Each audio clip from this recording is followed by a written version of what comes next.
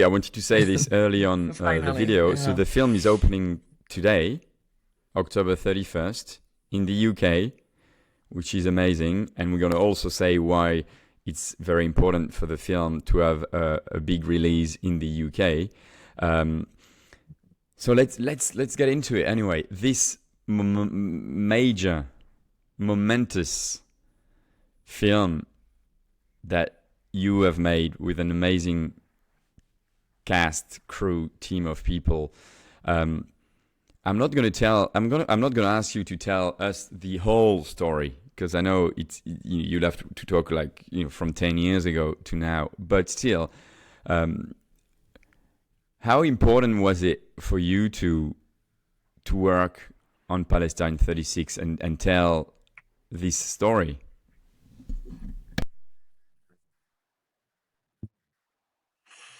Yeah, I could talk a lot about it. And it's 10 years of, in the making, this film.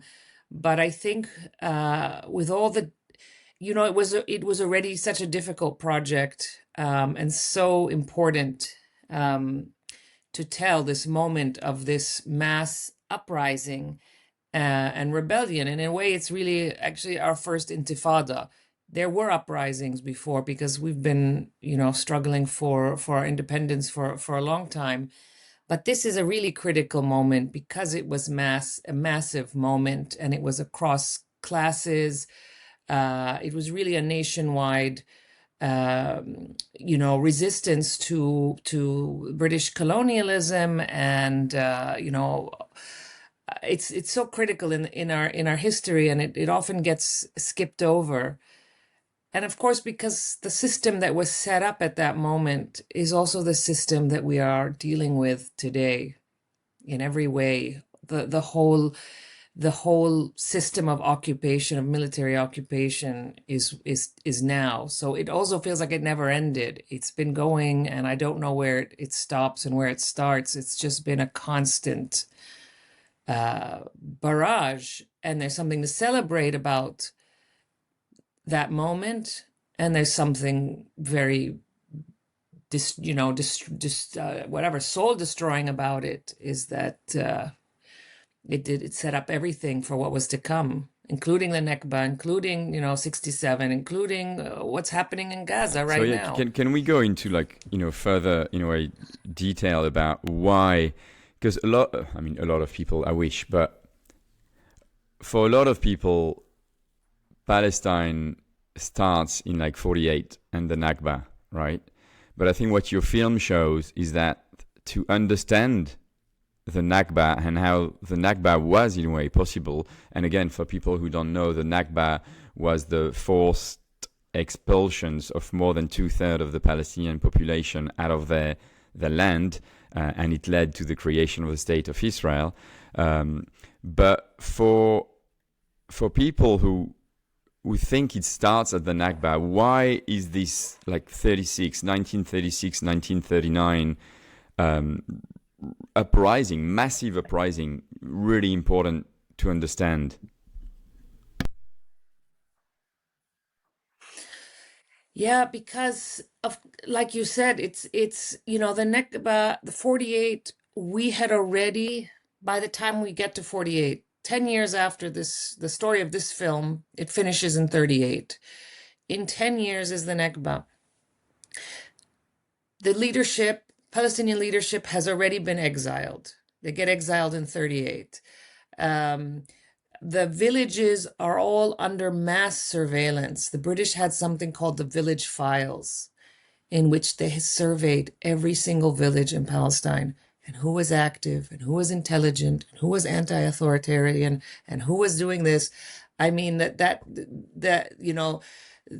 and people. I mean, I think in between 36 and 39, they say something like 1 out of every 10 Palestinian man was imprisoned. Sounds like today. I mean, it's like, so it's really important to understand all of that and the violence that had occurred then. There were massacres in villages. There were, of course, mass imprisonments, torture, the human shields, the fact that a wall was already being built. Um, all of this was already what we were dealing with when the Nakba started. So it wasn't, when we talk about Deir Yassin, for example, there were so many massacres, of course, as we know now in 48. But Deir Yassin seems to be the one that, everybody talks about. But Palestinians had already been living that and understanding that and had already been, involved in this, violence that in a way weakens, we were already very weak, I would say, before, when 48 begins, when 47 partition, official partition, but talks of partition, which is of course in the film, had been long in the discussion. Uh, And land confiscation, I forgot that major one. The land confiscation, the biggest one. yeah, I mean, and Yeah. what your film in a way exposes is that is the role of the British, right? People often think about the Balfour Declaration, and actually, there's a funny scene in the film where a kid tells I forgot his name, the British officer, that Thomas, that Thomas. the donkey, his name is Balfour, right? That's right? I'm not making this up. Yeah. Yeah. It's the secretary. It's the Yeah. High Commissioner's secretary, Thomas, that he comes to visit the village, and the donkey is Lord Yeah. Balfour.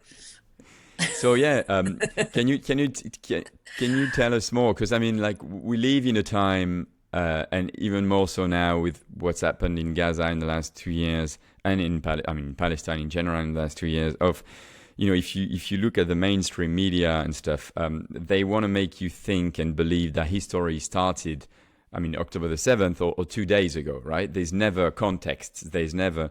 So why is it important to understand also, in a way, the response of, like, the Western governments to what's happening in Gaza, including the British government, who has been appalling, in the context of Balfour, in the context of 36-39, in the context of the British government, the British mandate at the time, arming, training the Irgun, the Palmach, the Jewish militias, because there were Jewish militias before they became the Israeli army.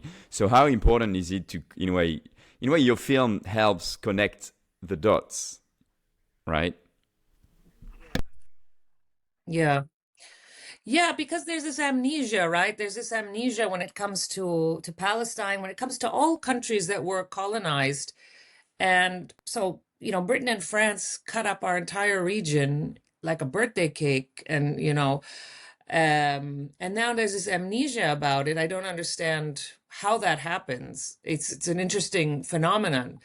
But I really wanted to focus on that, the root of it, and to talk about the British, to bring that back into the picture, because not only because it's important to recognize that, but because we are now still in this situation because of that.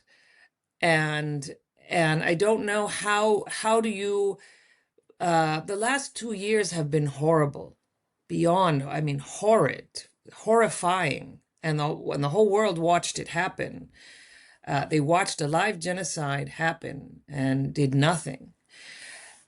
And those very governments, and so for me, it's that here we are, like, let's talk about it. Let's talk about where does it start and what does it mean, and we cannot move beyond it. We can't move beyond it when we are still living it, and we are still feeling it, and we are still, it's so present. And so all these discussions, about peace talks and ceasefires, of course, it have been going on since then as well.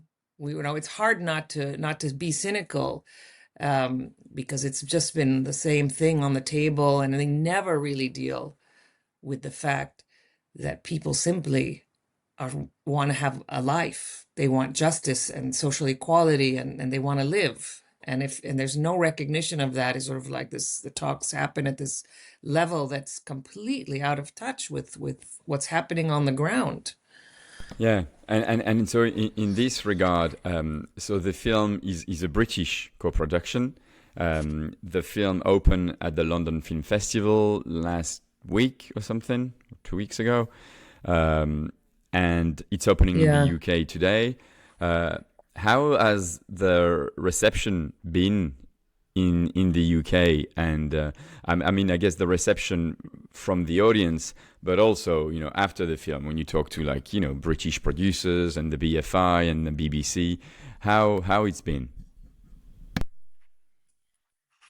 Listen, I have gotten a lot of love from the UK, and this film exists because it is a UK Palestine co-production, an official. The UK and France are the only two countries that have official co-production agreements with Palestine.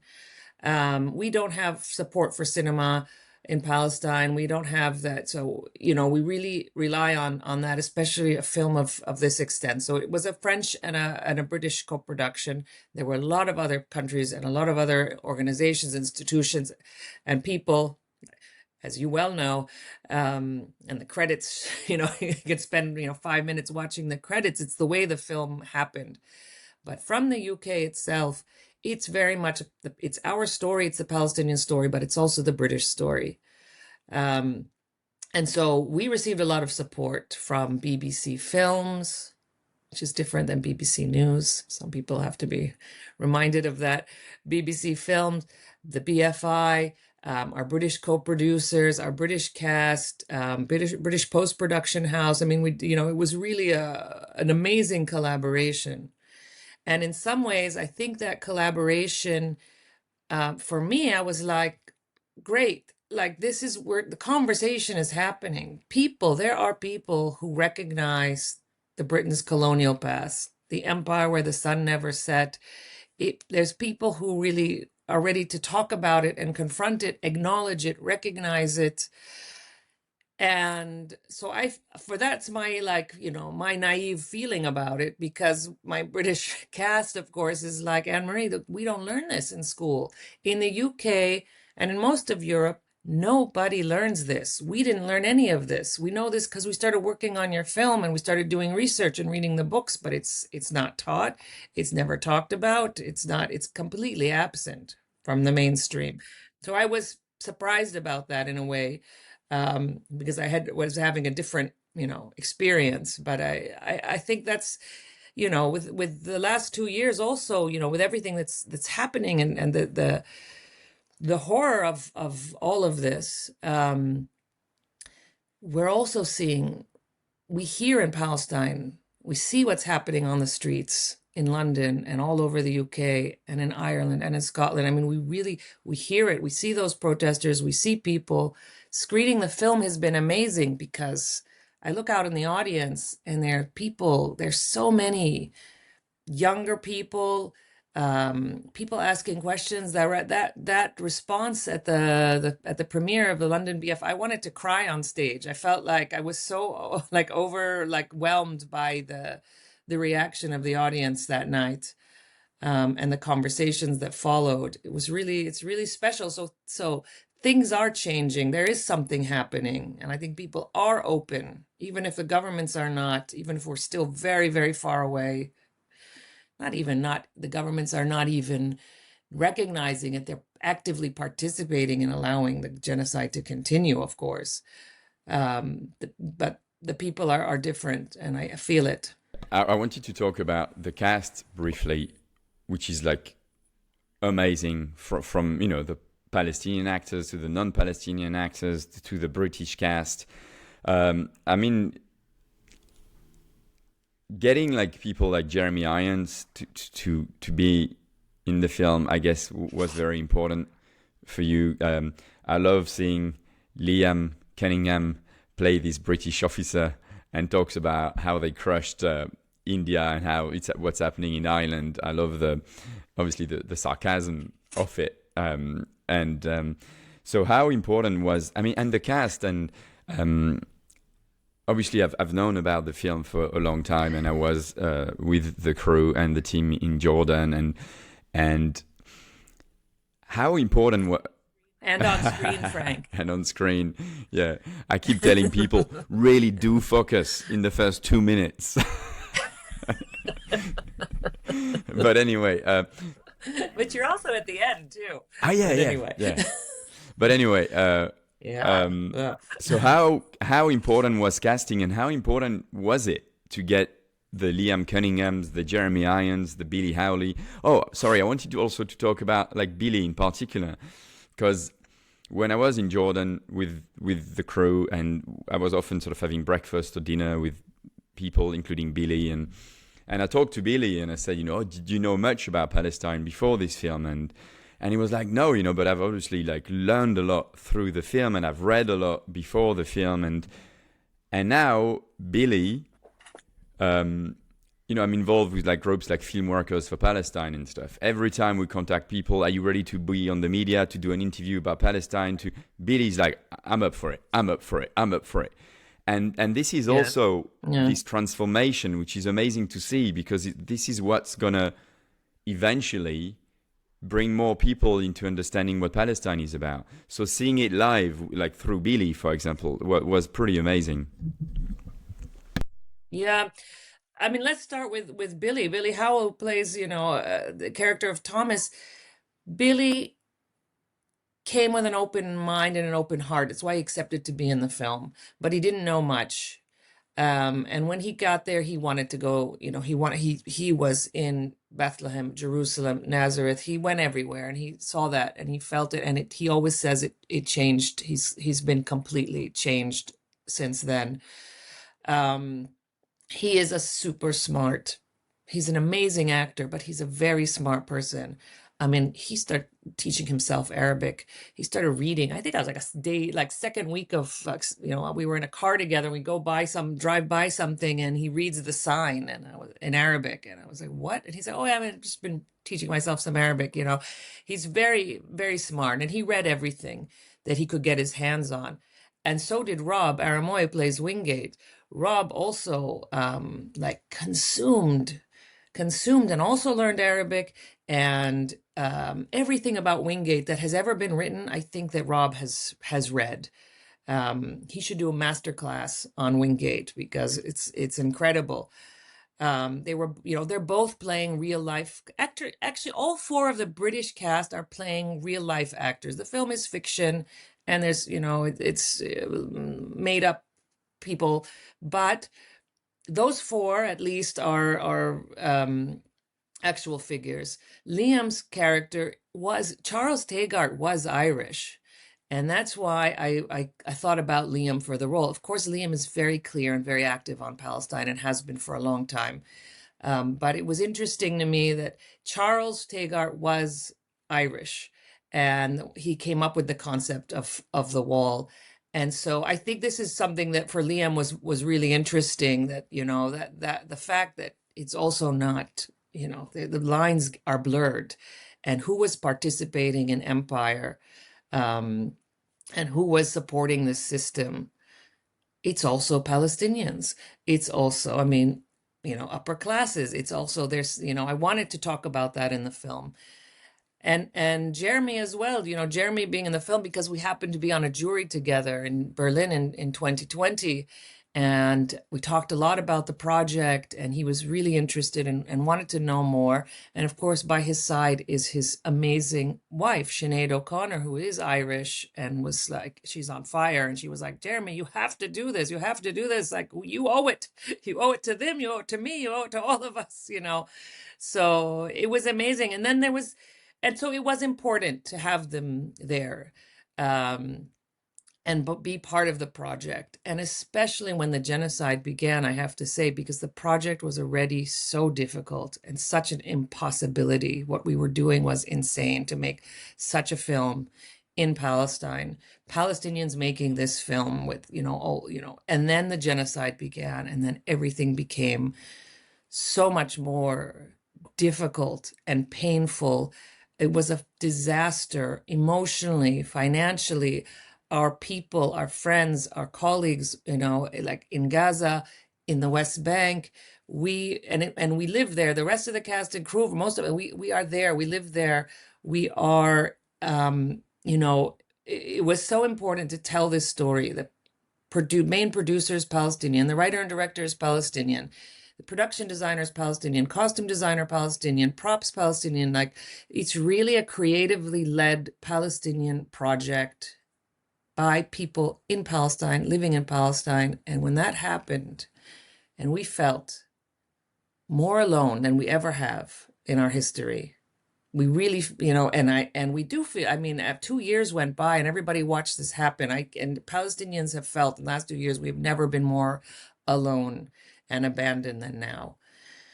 So the fact that those guys stayed on board and in fact became even more involved and wanted to be involved meant everything to us. Rest of the cast we could talk about too, because I know my Palestinian cast are, Yasmin Al-Masri, Abbas, I mean, Saleh Bakri, Kareem. I mean, I could just go on and on and on about the cast. I love Of my course, cast. they're amazing, and I remember, I mean, again, you and I, we had been also talking about this film for years and years, and you were telling me how, as creators and as filmmakers, like you make films, but I was also talking to Paul Laverty about the way he makes film. You make films, you all love them, but you always have the film you want to make, and sometimes you're making other films, but you know that one day you're gonna make this film.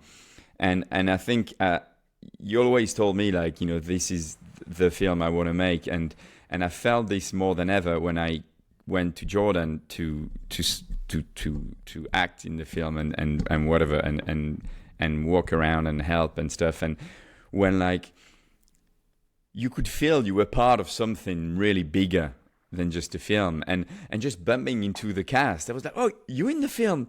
That was like, I remember bumping into Ahmed. Oh, you in the film? And then I was like bumping into Ola Tabari. I was like, you in the film? And Yasmin, and I felt like, okay, Annemarie is Ahmed making. Kabour is in the film.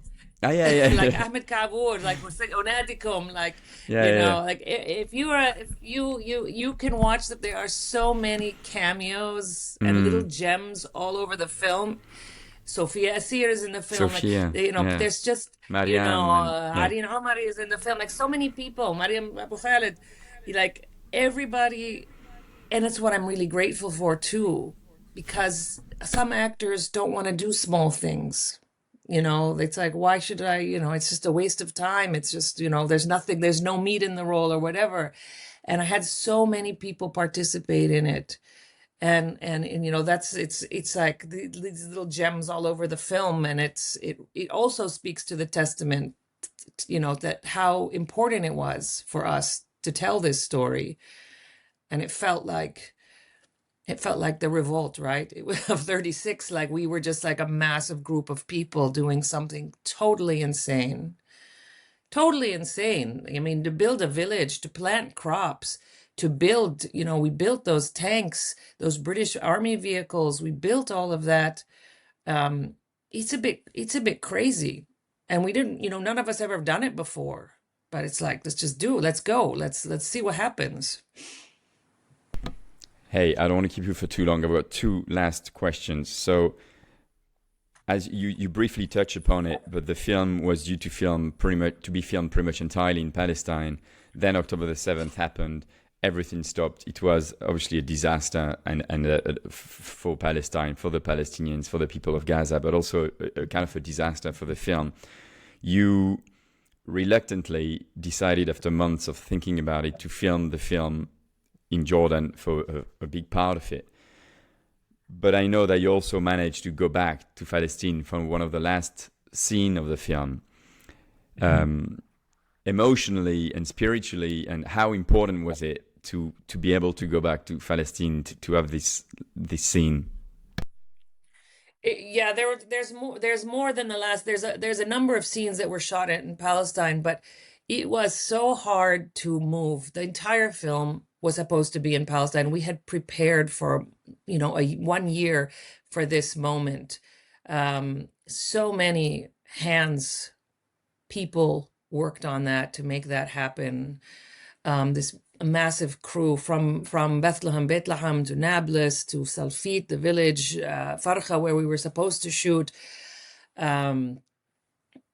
And when we lost all that, we lost everything, and we had to start from zero. It was really hard, and also, I couldn't talk about it for a long time. I couldn't find the words. I still have a hard time talking about it because, of course, what was happening around us in reality with the genocide was like, we were speechless. I mean, we were just destroyed by it. And then who cares about a film? Who cares about art in these moments? I mean, you wake up and you're like, what are we doing? And then there are days you wake, of course, this is what we do. This is what we have to do because that's what we know how to do, and that's how we do that. And we have to honor our friends that have been imprisoned, our friends that are lost. We do that in their honor and for our family and for our history and our past. So it was so critical to do that. And then being in Jordan, so the village that we were supposed to film in, this village that we restored, was completely lost to us. It was overrun by settlers. It's, the West Bank was, the situation is, as you know, awful. We were not able to film in that village anymore, and we were ready. We were already on the edge before October 7th, because that village is in a part of the West Bank that is being eaten up. And there was already army. We were doing location scout. Army was stopping us all the time. Settlers stopped us on a number of location recce. So we were definitely not going to put cast and crew out there with like armed settlers running around. So we relocated to Jordan. It killed me to do that. And because the land is such an important element of this story, and that we were doing this from our land. But Jordan is great. It's a great place to film, and a lot of our crew is living in Jordan, and they were supposed to come to Palestine to film, and then we ended up coming to them. So that was that. And then I just kept insisting, we've got to finish this film in Palestine. We have to do the other scenes, Jaffa, Jerusalem, all of these scenes. Like, we've got to get back there. I have to finish it by any means necessary. I don't want to film elsewhere. I was getting so many proposals for locations in Croatia, in Greece, in Cyprus, in Morocco. I mean, you name it. And I just couldn't bear to do that. We have the privilege. We live in Palestine. Why can't we shoot in Palestine? And so let's do it. So I really insisted on it, and I had we had to shrink down. The crew became smaller. Actors were denied entry, so I had to rewrite certain scenes. I mean, it meant certain compromises, but for me, it was really worth it and important that Jerusalem is Jerusalem in the film. Those are those walls. Those are like, this is our, and this is what the place looks like. And we have to be authentic, and we have to insist to film. It's our right to film in the place we are from. So yeah, it was something. And yeah, I don't know where I was going with that last line, but No, but Tokyo. last one. Time difference, yeah. Last one. How important is it for you as a Palestinian, as a woman, as a filmmaker, to, in a way, reclaim the space and reclaim this space so, for example, how important for you was it to open the film at a gala screening in Toronto in front of like thousands of people? And I'm asking this because for many years, Palestinians have hidden. You talk to Palestinians sometimes, in New York, they'll say, "Oh, I'm from the Middle East." They wouldn't even say I'm Palestinian. And Yeah. and now you feel maybe there's a moment where we can finally be in Toronto, gala premiere of the film, thousands of people, amazing standing ovation, and you have fucking Palestine 36 on the biggest screen, and you say, I'm Palestinian. This is my space. This is also my life. This is my story. How important is this for you as a Palestinian? It's really important. It really, that to be in a cinema of 3,000 seats in that beautiful historic cinema, and all the screenings. It is reclaiming a space. I like that you know you use that phrase because it's reclaiming a space, and it's saying, we did this. We made this film, and we made it during the genocide of our own people, is really a testament to creativity and resilience. It really is a testament that Palestinian filmmakers are always working around, you know, barriers and blockades. All my films have been made that way. Every single thing, and we never know what's coming at us. It comes from here, it comes from there. We never know, and every day is like trying to figure out, how to make, making films under military occupation. From day one, every film is a miracle, and it's always about figuring it out. But this one was done with all that, plus incredible heartbreak, incredible pain. There were days that for cast, for crew, that like you didn't even want to function. People were turning off, social media at some point, and some people couldn't. I mean, it was just like everybody was dealing with that pain in their own way. And we came together, and it probably brought us closer together because this is what we are doing. It's our story. It is our perspective of this. I said it in London in the opening at the premiere. 108 years ago, Britain came to our country, to our lands. And this is now 108 years later, we're back with this film to tell a little bit of story from our perspective, our point of view. And it means everything to share it. It's why we do what we do, because we share it in a way not to like convince anybody of anything. I don't think I can ever do that. But it's more that, here, this is like, open up your hearts, listen, you will connect. I think people, this story it's very specific to Palestine, but it is way more universal than that, because so many of us are coming from countries that were colonized, that were divided, and that we're dealing with all of that today. The empire the sun didn't set. We're seeing every day. Open the news. You read the news. It's everywhere, not just Palestine. Everywhere.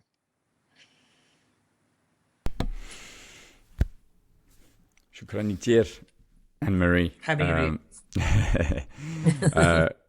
Thanks, really. And yeah, but how long are you staying in Tokyo for? You're about to leave now, or? I'm leaving today after tomorrow. Yeah, we have another screening. Yeah. Okay. And then I go home. Okay. I go home. I haven't been home in a while. Yeah. So I'm really looking forward to it. Yeah. I miss my family. Hey, thanks again. And we'll be in touch. Yeah, we'll talk soon. Thank you, Frank. I really appreciate it.